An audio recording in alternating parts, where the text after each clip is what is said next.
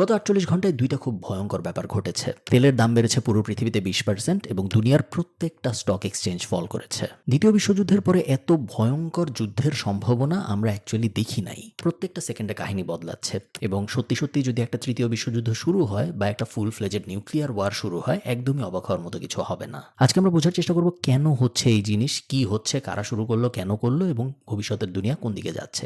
চলেন শুরু করা যাক। আচ্ছা, এই ভিডিওটা রেকর্ড করছি জুন মাসের 14 তারিখে। এটা বলে নেওয়া জরুরি, কারণ প্রত্যেক সেকেন্ডে এমনভাবে কাহিনী বদলাচ্ছে, আগামী 1 ঘন্টার মধ্যে নিউক্লিয়ার ওয়ার শুরু হয়ে গেল, অবাক হওয়ার কিছু হবে না। তখন যেন আপনারা আমাকে না বলেন নিউক্লিয়ার যুদ্ধ শুরু হয়ে গেছে, আমি কেন ওটা নিয়ে কথা বলি নাই। এই কারণে আমি ডেটটা একদম স্পষ্ট করে বলে দিলাম। কাহিনীটা শুরু হয়েছে আজকে থেকে 2 দিন আগে, জুন মাসের 12 তারিখে। ইসরায়েল মোটামুটি হঠাৎ করেই ইরানের বিরুদ্ধে স্ট্রাইক করে বসে।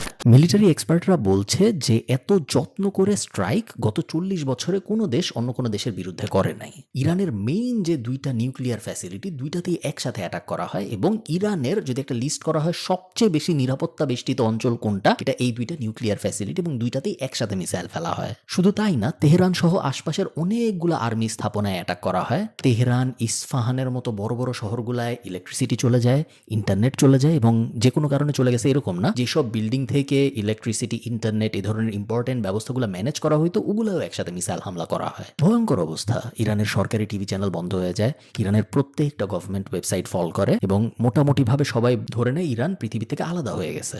শুধু তাই না, এইরকম সময়ে ইসরায়েল ইরানের এমন এমন ইম্পর্টেন্ট মানুষকে অ্যাটাক করে মেরে ফেলে, সব কিন্তু মোটামুটি একসাথে হচ্ছে 2-3 ঘন্টার ব্যবধানে, যে এটা কল্পনাও করা যায় না যে এরকম এরকম মানুষকেও ইসরায়েল আরেকটা দেশে বসে মেরে ফেলতে পারে। মোহাম্মদ বাঘেরি ফর এক্সাম্পল, উনি ছিল ইরানের আর্মির চিফ অফ স্টাফ। অনেকটা আপনি কল্পনা করার জন্য বলতে পারেন যে আমাদের আর্মি চিফ, যে তাকে আরেকটা দেশ যদি এভাবে হঠাৎ করে মেরে ফেলে তাহলে যেরকম ঘটনা ঘটবে এক্স্যাক্টলি ওরকম ঘটনা ঘটছে, বাট আরো অনেক বড় স্কেলে। কারণ শুধু আর্মির চিফ অফ স্টাফকেই মারে নেই, একই সাথে অনেকগুলো নিউক্লিয়ার সায়েন্টিস্টকে মারছে, একই সাথে আর্মির আরো অনেকগুলো মানুষজনকে মেরেছে এবং প্রত্যেকেই ভয়ঙ্কর নিরাপত্তা পাওয়া মানুষ। ইরানের কিছুক্ষণ সময় লাগে পুরো ব্যাপারটা বুঝতে যে কি হয়েছে না হয়েছে এবং মোটামুটি 12 ঘন্টার মধ্যে ইরান ঘোষণা দেয় যে কঠিন প্রতিশোধ নেওয়া হবে। এর আগে এবং আপনারা আপনাদের জীবদ্দশায় যত যুদ্ধ দেখছেন, আপনারা খেয়াল করে দেখছেন যে যখনই একটা দেশ আরেকটা দেশকে অ্যাটাক করে বা ওই অ্যাটাকের পরে ওই দেশ যখন প্রতিশোধ নেওয়ার জন্য অ্যাটাক করে, সবাই জিনিসটা আর্মি বা নির্দিষ্ট স্থাপনা কেন্দ্রিকই রাখে। আমি যদি উদাহরণ দেওয়ার জন্য বলি, রিসেন্টলি আমরা দেখলাম ইন্ডিয়া পাকিস্তানের যুদ্ধ হলো এবং ইন্ডিয়া পাকিস্তানের যখন এই ওয়ারটা হলো, আপনারা খেয়াল করলে হয়তো দেখছেন যে ইন্ডিয়া ফার্স্টে অ্যাটাক করলো পাকিস্তানেরই কিছু আর্মি বেইজে, কিছু আর্মি স্থাপনায়, পরে আবার পাকিস্তান যখন রিটালিয়েট করলো ইন্ডিয়ার প্লেনকেই, যেই প্লেন আর্মির সেটাকেই ক্র্যাশ করানোর চেষ্টা করলো। এই ধরনের জিনিসপত্র কিন্তু হইলো, তাই না? আর্মির মধ্যে যুদ্ধ, সাধারণ মানুষকে যতটা পারা যায় অ্যাভয়েড করার চেষ্টা করা হয়েছে। বাট ইরান যখন প্রতিশোধের ঘোষণাটা দিল, ইরান বলল যে না, এনাফ ইজ এনাফ, আমরা এত কিছু ধারধারি না, মিসাইল যাবে ডিরেক্ট তেল আবিবে, মিসাইল যাবে ডিরেক্ট জেরুজালেমে। উদ্দেশ্য খুবই সহজ, ইসরায়েলের যত বেশি ক্ষতি করা যায় আমরা করব, কারণ ইসরায়েল ভয়ঙ্কর একটা কাজ করে ফেলছে। ইসরায়েলের যে আয়রন ডোম আছে সেটা অনেকগুলা মিসাইল প্রতিহত করে, বাট অনেকগুলো আবার ইসরায়েলের ভেতরেও যায় এবং তেল আবিবে জরুরি অবস্থা জারি করা হয়। ইসরায়েলেও একটা আতঙ্ক ছড়ায় পড়ে, কারণ ইরান থেকে মিসাইল আসতেছে।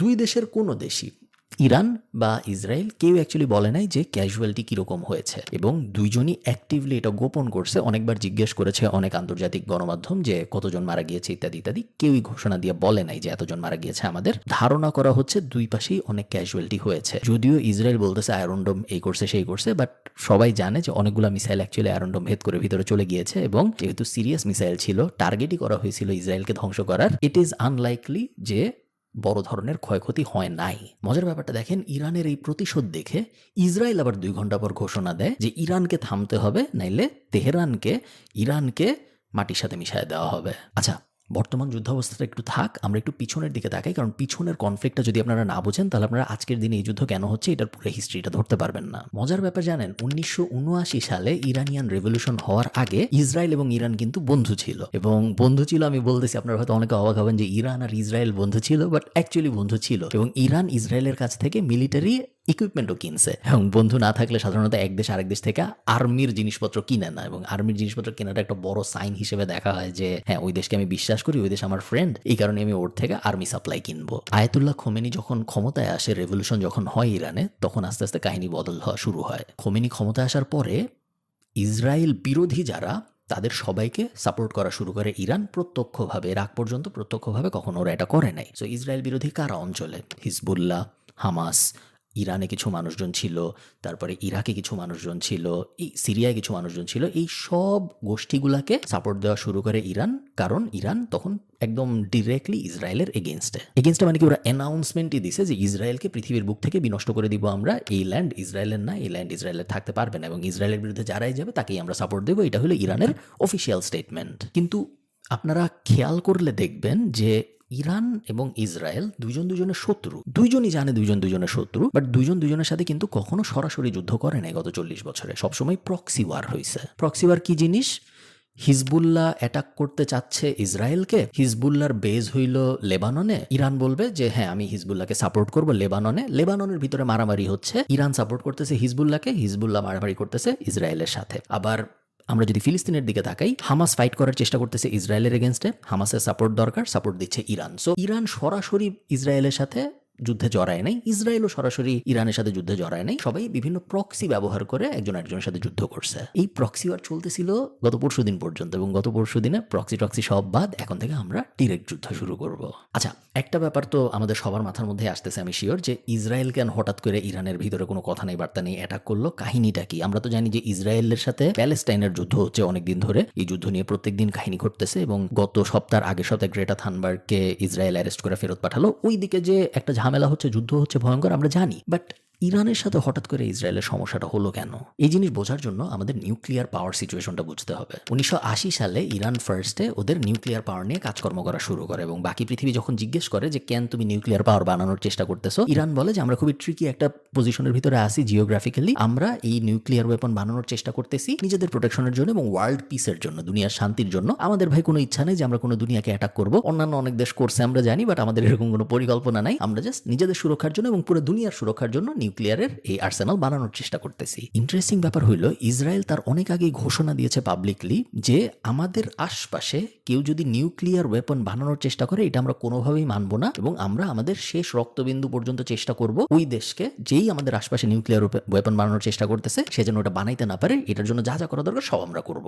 ইসরায়েলের একটা সমস্যা আছে, এই সমস্যাটা আপনারা হয়তো অনেকেই খেয়াল করছেন, যে ইসরায়েল না অনেকটা সেলফ ডিনায়ালে ভোগা একটা কেমন জানি আচরণ করে। দুনিয়ার যখনই যা হয় ইসরায়েলের কেন জানি মনে হয় যে এটা মনে হয় আমার এগেনস্টেই হচ্ছে, এটা মনে হয় আমার নিয়েই হচ্ছে, আমার নিয়ে মনে হয় ও ভাবতেছে। ব্যাপারটা সবসময় ওরকম না। ইরান যখন নিউক্লিয়ার ওয়েপন বানানোর জন্য পরিকল্পনা শুরু করছিল, ইরানের মাথায় কিন্তু এটা ছিল না যে ইসরায়েলকে আমি ধ্বংস করে দেবো এই জন্য বানাচ্ছি। ইসরায়েল ধরে নিছে যে এটা, বাট আসলে এরকম কিছু ছিল না। যাই হোক, এটা নিয়ে অনেক কাহিনী হয়, এবং ফাইনালি 2015 সালে যে একটা এগ্রিমেন্ট হয় আমেরিকা এবং ইরানের ভিতরে, এবং এই এগ্রিমেন্টে ইরান ঘোষণা দেয় যে আমরা আমাদের ক্লিয়ারের যে প্রোগ্রাম ছিল সেই প্রোগ্রাম আপাতত পজ করে দিচ্ছি, আমরা নিউক্লিয়ার ওয়েপন বানানোর এখন আর চেষ্টা করব না। বদলে আমেরিকা বলে যে ঠিক আছে, যদি তোমরা রাজি থাকো যে তোমরা আর নিউক্লিয়ার ওয়েপন বানানোর কাজকর্ম করবা না, তাইলে তোমাদের বিরুদ্ধে এই 20টা স্যাংশন ছিল, এই স্যাংশনগুলো আমরা উঠাই নিচ্ছি, তোমরা আবার তোমাদের ট্রেড শুরু করতে পারো, তোমাদের কাছ থেকে আমরা আবার তেল কিনবো, তোমরা আবার প্রোডাক্ট রপ্তানি করতে পারো। ওই এমবার্গোগুলো আস্তে আস্তে সরাই ফেলা হয় এই কন্ডিশনে যে হ্যাঁ ঠিক আছে, তাহলে তোমরা নিউক্লিয়ার ওয়েপন বানাবা না। এবং ওবামা নোবেল পাইছিল আপনারা জানেন 2016 সালের দিকে সম্ভবত, এবং নোবেল পাওয়ার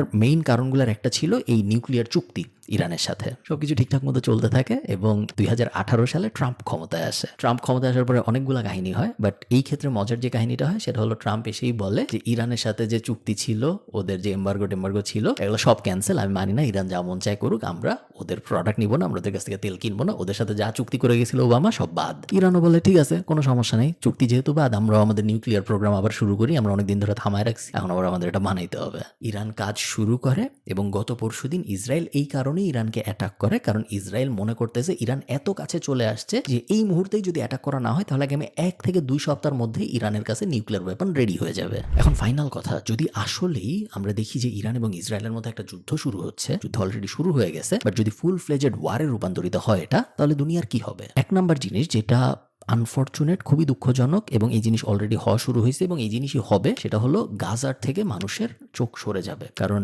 একই অঞ্চলের ভিতরে যখন আরো বড় একটা যুদ্ধ হচ্ছে, ইরান যে এর থেকে আরো অনেক বড় পাওয়ার, ইসরায়েল এবং ইরান দুইটা যখন যুদ্ধ করবে, তখন গাজার ওপরে যে অবিচার হচ্ছে সেটার থেকে চোখ সরে যাবে, এটা মোটামুটি সবাই প্রেডিক্ট করছে, এবং এটাই সত্য। আনফরচুনেটলি এটাই হবে। তখন অলরেডি আপনারা দেখতে পাচ্ছেন গত 48 ঘন্টায় কিন্তু গাজায় কিন্তু অ্যাটাক চলতেছে। ইসরায়েল কিন্তু এমন না যে ইরানের সাথে যুদ্ধ করতেছে দেখে গাজায় ম্যাসাকার থামায় দিছে, দেয় নাই, ওখানে সব সবকিছু চলতেছে, আগে যেরকম বাজেভাবে চলতেছিল এখনো বাজেভাবেই চলতেছে, বাট পুরা মিডিয়ার মনোযোগ চলে গেছে ইরান এবং ইসরায়েলের দিকে, এবং ওই ফাইটটা সবাই কভার করতেছে, এই ফাইটটা সবাই ইগনোর করতেছে। এই কারণে অনেকে ধরতেছে যে এটা সম্ভবত ইসরায়েলেরই একটা স্ট্র্যাটেজি, আসলে নিউক্লিয়ার ওয়েপন কোনো ব্যাপার না। ইসরায়েল এই কারণে ইরানের সাথে জোর করে একটা ঝামেলায় জড়াচ্ছে, যাতে করে পুরো দুনিয়ার মনোযোগ এই সাইডটায় থাকে এবং এইদিকে গাজায় ম্যাসাকার গণহত্যা চলতে থাকে। সেকেন্ড যে আরেকটা ব্যাপার হওয়া শুরু হয়েছে অলরেডি, সেটা হলো তেলের দাম বেড়ে যাওয়া। এবং আপনারা জানেন যে তেলের দাম বাড়া মানে সবকিছুর দাম বেড়ে যাওয়া, কারণ তেল ব্যবহার করেই পরিবহন করা হয় সবকিছু। আপনি দুনিয়ার যে কোনো মাথার থেকে যে কোনো মাথায় যাই নেন, যেভাবেই নেন, আপনার তেল ইউজ করতে হবে, এবং তেলের দাম বাড়া মানে প্রত্যেকটা প্রোডাক্টের দাম বাড়া। আপনারা ইউক্রেন রাশিয়া ওয়ারের সময় দেখছিলেন যে ইউক্রেনের ভিতরে কোন জায়গায় কি গমের দাম বাড়ছে, এই কারণে পুরো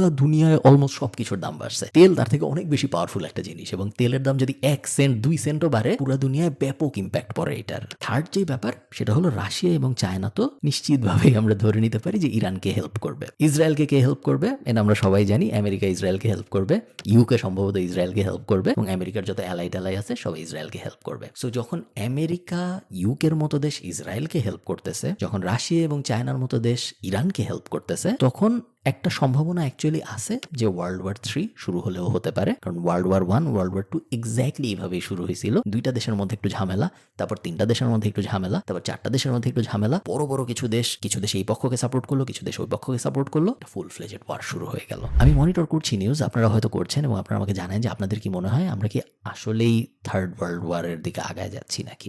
ভালো থাকেন, টাটা।